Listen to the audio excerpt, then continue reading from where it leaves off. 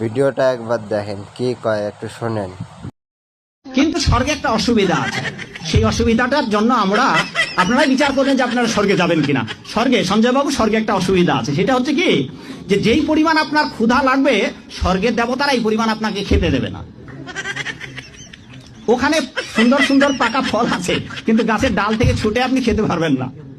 ক্ষুধার ঠেলায় আপনি জল খেতে যাবেন, ওই সরোবরে নদীতে যে স্রোতস্বিনী ধারা আছে, ওই জল আপনি হাতে উঠে খেতে পারবেন না। তো ওখানে যারা স্থায়ী দেবতা আছে, ওরা যা খাইতে দেবে আপনার তাই খেতে হবে, ফলে সহজ শান্তি নেই। জান্নাতের সবচেয়ে বড় বিষয়টা কি? আল্লাহ পাককে আমরা এই চোখ দিয়ে দেখতে পারবো ইনশাআল্লাহ। জান্নাত মানে কি?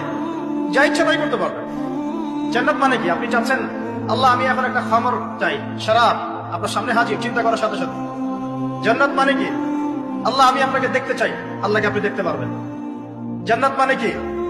আপনি মধুর নহর, দুধের নহর, পানির নহর, শরাবের নহর